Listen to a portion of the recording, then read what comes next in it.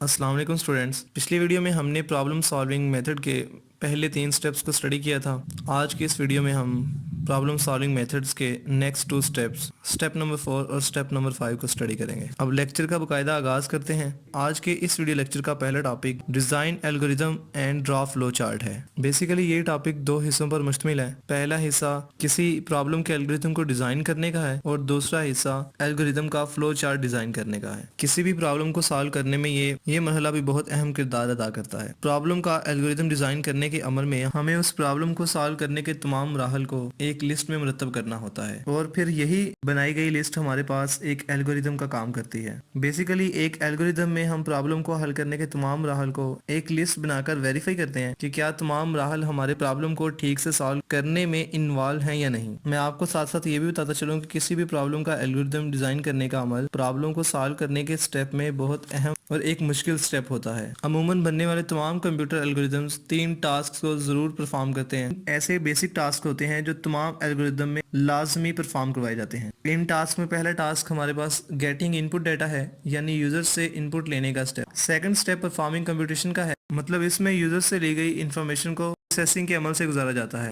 इस स्टेप को हम प्रोसेसिंग स्टेप भी कहते हैं। Third step displaying the result का है। इस स्टेप में यूजर्स की तमाम इनपुट्स की प्रोसेसिंग के बाद आने वाली इंफॉर्मेशन को आउटपुट के तौर पर डिस्प्ले करना होता है। एक और अहम बात कि जब हम एल्गोरिदम को डिज़ाइन कर चुके होते हैं तो उसके बाद उस एल्गोरिदम को वेरीफाई करने के लिए डेस्क चेकिंग के प्रोसेस से भी गुजारा जाता है। डेस्क चेकिंग क्या होती है उसकी टर्म को भी हम इसी लेक्चर में पढ़ेंगे।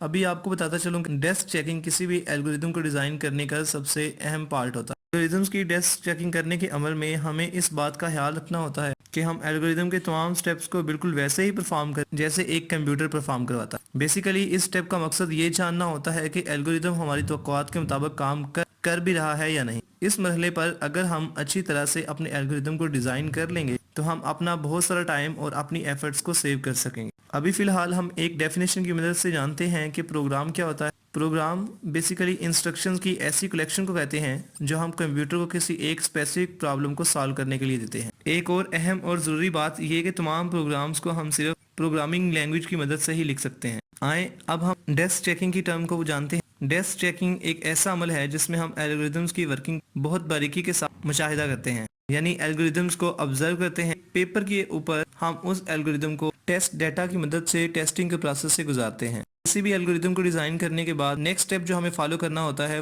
वो फ्लो चार्ट को ड्रा करना है। फ्लो चार्ट की मदद से हम अपने एल्गोरिदम को एक पिक्टोरियल रिप्रेजेंटेशन में कन्वर्ट कर लेते हैं जो कि कंट्रोल और डेटा के फ्लो की अंडरस्टैंडिंग में बहुत अहम किरदार अदा करता है। हम इसी चैप्टर में फ्लो चार्ट को मजीद डिटेल्स के साथ जानेंगे। ये प्रॉब्लम सॉल्विंग का 4th स्टेप था जो अभी तक आप लोगों को बताया गया। प्रॉब्लम सॉल्विंग का नेक्स्ट राइट द प्रोग्राम यानी कोडिंग है। इस मरहले में हमने अपने एल्गोरिदम को कोडिंग में यानी एक प्रोग्राम की शक्ल में बदलना होता है। इस मकसद के लिए हम कोई भी प्रोग्रामिंग लैंग्वेज यूज़ कर सकते हैं, लेकिन इसके लिए ज़रूरी और अहम बात यह है कि प्रोग्राम लिखने के लिए प्रोग्रामर के पास सिलेक्ट की गई प्रोग्रामिंग लैंग्वेज के सिंटैक्स के नॉलेज का होना बहुत ज़रूरी है। प्रोग्रामिंग लैंग्वेजेस का सिंटैक्स बेसिकली हम उन ग्रामेटिकल रूल्स को कहते हैं कि जिनको फॉलो करते हुए हम एक प्रोग्राम को डिज़ाइन कर सकते हैं। इस वीडियो लेक्चर में हमने प्रॉब्लम सॉल्विंग मेथड के 4th और 5th स्टेप को स्टडी किया है। नेक्स्ट आने वाली वीडियो में हम इंशाल्लाह प्रॉब्लम सॉल्विंग मेथड के 6th स्टेप को स्टडी करेंगे। आइंदा आने वाली तमाम वीडियोस के साथ कनेक्टेड रहने के लिए आप इस यूट्यूब चैनल को सब्सक्राइब कर लें